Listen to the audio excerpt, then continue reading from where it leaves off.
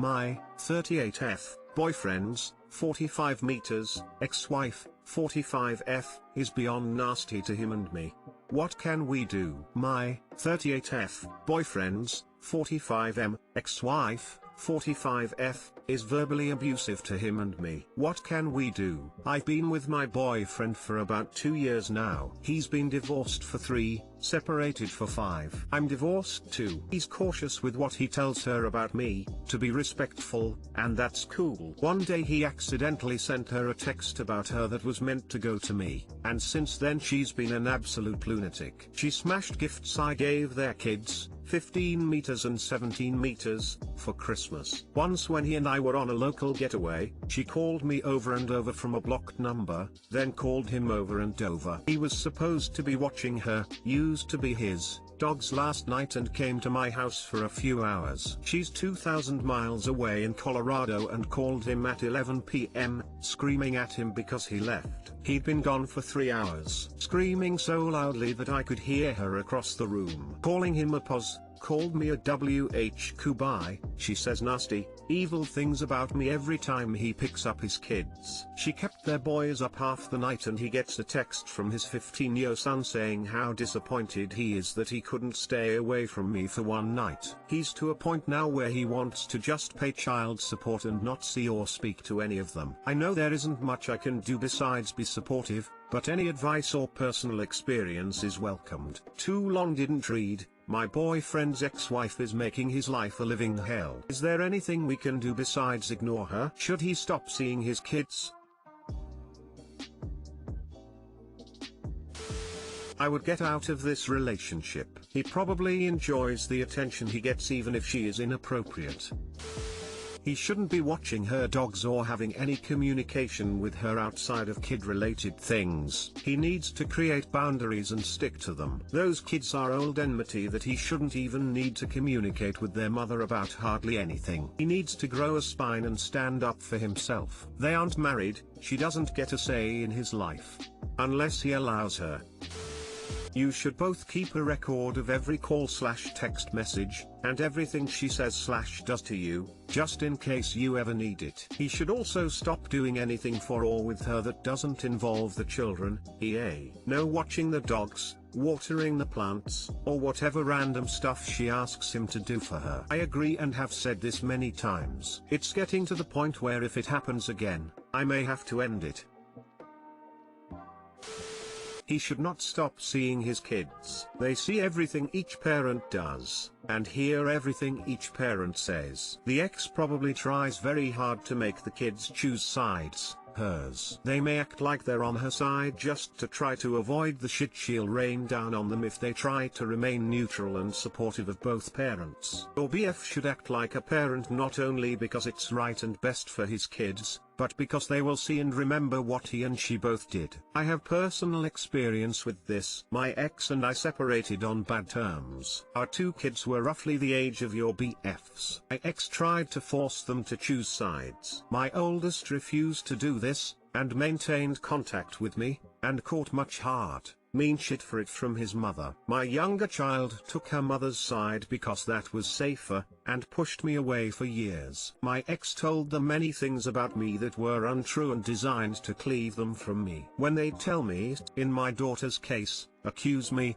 of these things, I just say that we're 2 sides to this story, and if they really wanted to hear my side, just ask. Years later, my kids and I have a good relationship. They've said that they've wished that my second wife was their mother, because she's the polar opposite of my ex, who is a volatile, bitter person. My son went through a period of actively avoiding his mom, and my daughter always speaks of seeing her like it's an unpleasant chore. This kinda breaks my heart to hear. It's their mother, and she's failed them so badly. I've never talked smack about their mom to them, always told them that their mother and I both love them. What they remember are how I and their mom both acted during and after the divorce. So, tell your BF to hang in there. Loves his kids. He should behave accordingly. His relationship with his ex is not his relationship with the kids.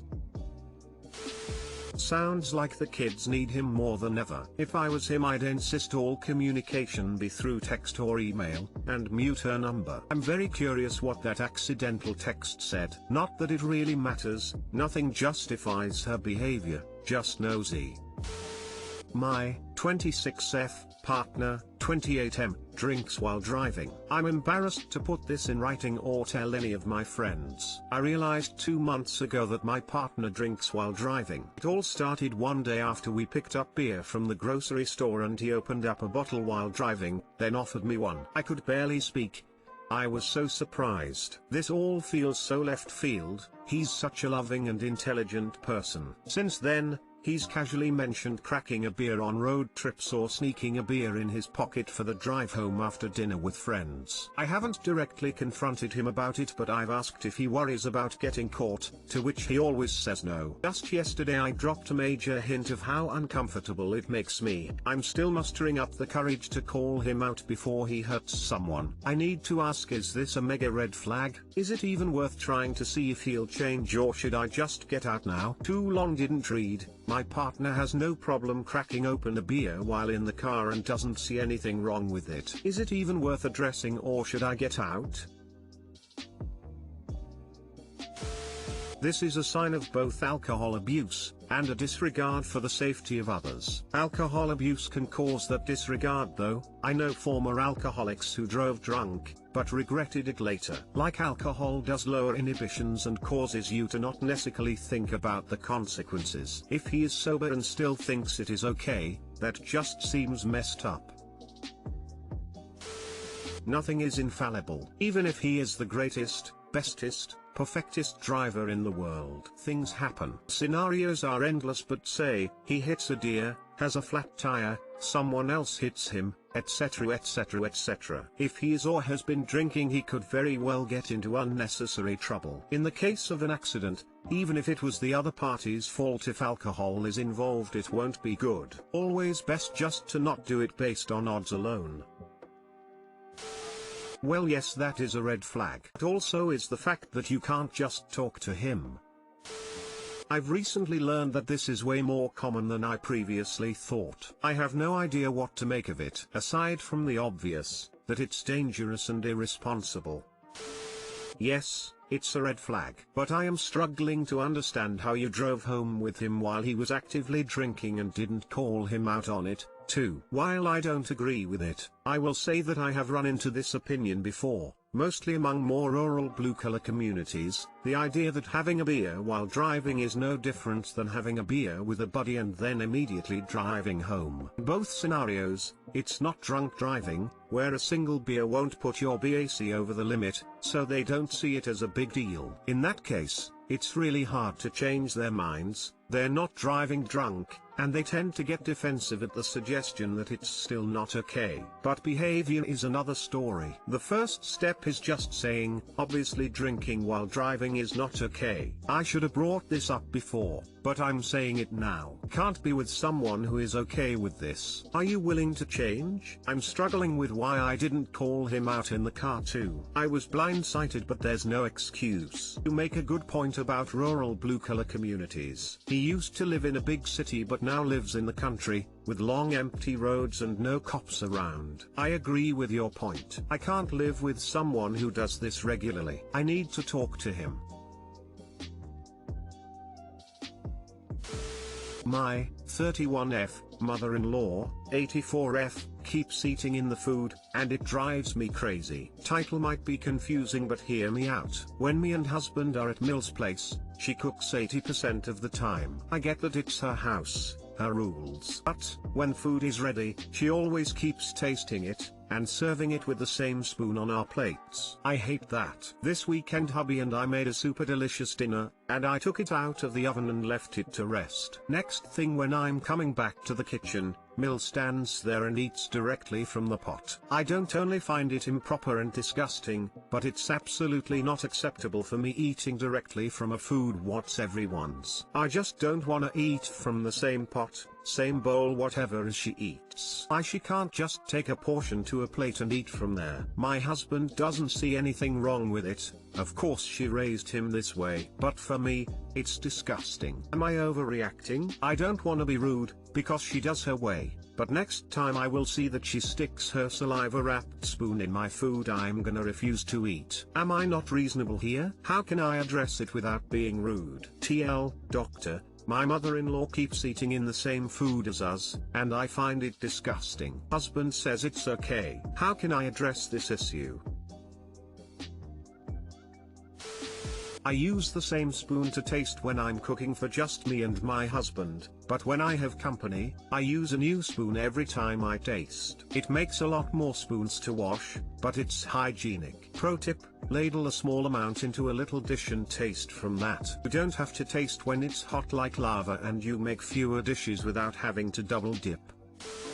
Dear, I hate this. It took years for my sister to get my brother-in-law to stop doing this. Years. I stopped eating at her house, unless it was something like fish and chips that she'd made. It also took a good while to stop him stealing food off other people's plates too. She'd give him the biggest share, and he'd still steal the odd bit of everyone's plates. He does have quite a bit of food insecurity. He was one of 14 kids in a very run-down area of the UK, but he's a bloody grandfather and should know better by now. Same for your Mill. Tell her if you wanted to spit swap with her, you'd put her on Tinder and swipe. Edit, sorry, you asked for non-rude suggestions. Sorry about that. Well, I think if you don't have your husband's support in this, then all you can do is start slow by firstly making your own food on the nights she cooks. Might be that she's making a superb spag bowl or whatever and you end up with a sandwich, but that's how it's going to have to be. For the record, I think I'd be throwing up at every meal time,